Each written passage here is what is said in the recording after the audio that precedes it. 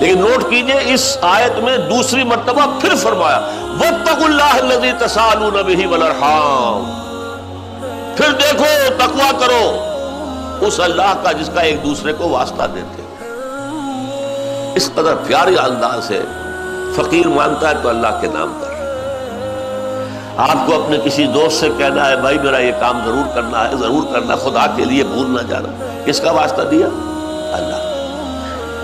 اگر میاں بیوی میں چپقلش ہو جائے، معاملہ نہ سلجھ رہا ہو، تو آخر کار بڑے بوڑھے کیا کہتے ہیں؟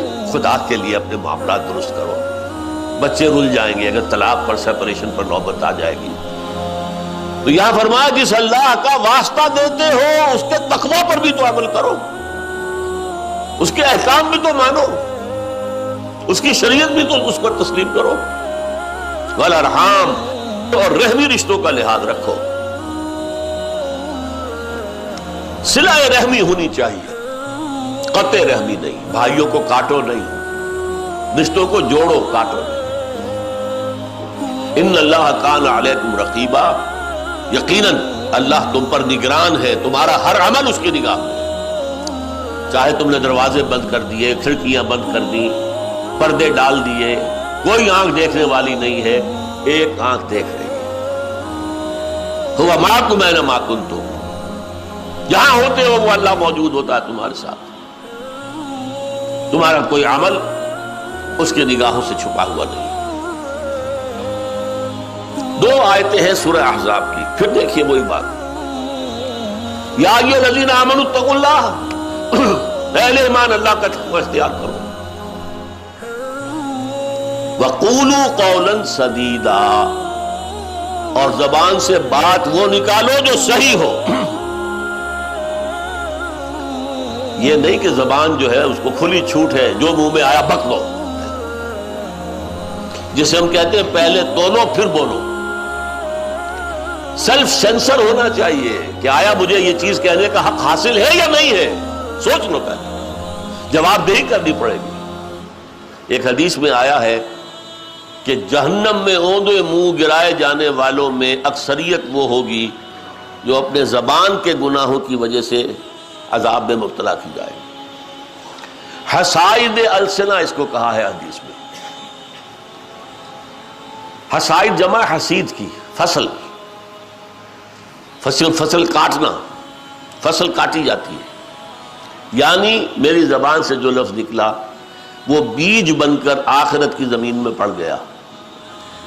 اگر وہ اچھا لفظ تھا تو ایک لہلہاتا ہوا پودا مجھے ملے گا، وہ پھول کا ہو پھل کا ہو، اور برا تھا تو جھاڑی ایک جو ہے، اس جھاڑی کے اندر جس میں کہ زہریلے کانٹے ہوں گے وہ کاٹنی پڑے گی۔ جب یہ بات کہی ہے حضور نے تو حضرت معاذ بن جبل چونک گئے کہ حضور کیا جو کچھ ہم کہتے رہتے ہیں اس پر بھی مواخذہ ہوگا؟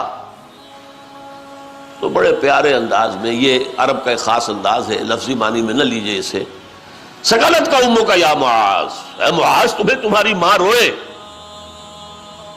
زبان کی کھیتیوں سے زیادہ جہنم میں جھونکنے والی کوئی شے نہیں ہے۔ یعنی میں تو سمجھتا تھا کہ تم بہت بڑے فقیہ ہو، کہا بھی ہے عالمہم بالحلال والحرام معاذ بن جبل، حرام اور حلال کا سب سے زیادہ جاننے والا میرا صحابی معاذ بن جبل ہے رضی اللہ تعالیٰ عنہ۔ تم بھی یہ کہہ رہے ہو؟ تو یا ایھا الذین آمنوا اتقوا اللہ وقولوا قولا سدیدا، یہ بھی تقویٰ ہو گیا نا، زبان کا تقویٰ۔ ہاتھ سے کوئی عمل نہ ہو جو شریعت کے خلاف ہو، زبان سے کوئی لفظ نہ نکلے جو حق کے خلاف ہو، شریعت کے خلاف ہو، تہمت ہے، چغلی ہے، غیبت ہے، یہ کوئی شے نہ نکلے۔ اچھا، اس کی بھی بڑی مناسبت ہے، دیکھیے نکاح کے محفل سے۔ میاں بیوی میں عام طور پر چپقلش اگر پیدا ہوتی ہے تو زبان سے ہوتی ہے، عام طور پر،